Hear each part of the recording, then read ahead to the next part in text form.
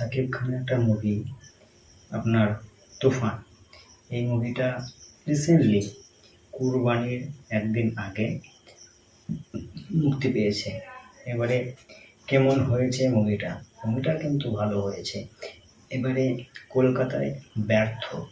কেন ব্যর্থ? কলকাতাতে খুব একটা বিজনেস করতে পারছে না তুফান।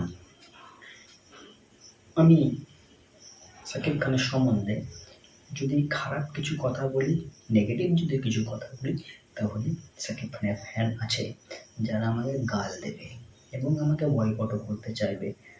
তো মুখের সাহস নিয়ে কিছু কথা বলতে চাই, কিছু মনে করবেন না। যদি কিছু মনে করেন তাহলে আমাকে ক্ষমা করে দেবেন। এবারে দেখুন, বাংলাদেশে কিন্তু শাকিব খানের ফ্যান বেসটা হিউজ একটা ফ্যান বেস, ঠিক আছে? শাকিব খান সত্যি ভালো হিরো, অসাধারণ একটা হিরো। কিন্তু আমাদের কলকাতাতে তুফান চলবে না। একটা কারণ কি জানেন তো? কলকাতাতে বাংলা সিনেমা, মানে আমাদের বাংলা দর্শক বাংলা সিনেমা দেখে না, এরা হিন্দি সিনেমা দেখে।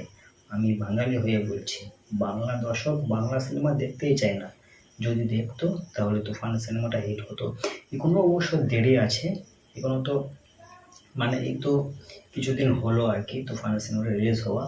দেখা যাক, দেখার বিষয় এটাই, যতদিন থাকবে সিনেমা হলে সিনেমাটা যেন হাউসফুল হয়, যেন সুপার হিট হয়।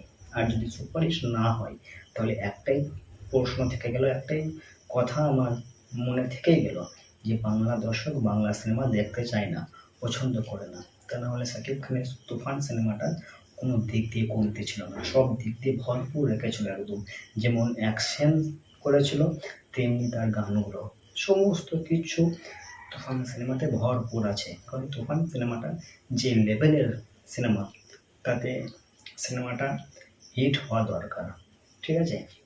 আর একটা কথা বলে রাখি, শাকিব খানের পারফরমেন্স অসাধারণ পারফরমেন্স। আর একটা কথা বলে রাখি, আমি যখন গেলাম সিনেমাটা দেখতে, মনে করেছিলাম যে অনেক লোক হবে, কিন্তু বিশ্বাস করুন কোনো লোক ছিল না। 10 থেকে 20টা লোক ছিল বড় জোর।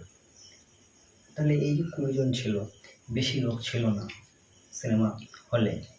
তাহলে এখানেই প্রমাণ হচ্ছে যে সিনেমাটা আমাদের বাংলা দর্শক, মানে কলকাতার দর্শক, পশ্চিমবঙ্গের দর্শক দেখবে না। এরা বলিউডের মুভি দেখে, বলিউডের মুভিও খুব একটা দেখে না। এরা দেখে সাউথ ইন্ডাস্ট্রিজ মুভি, সাউথের মুভি দেখে। বাংলা দর্শক বাংলা ফিল্ম পছন্দ করে না।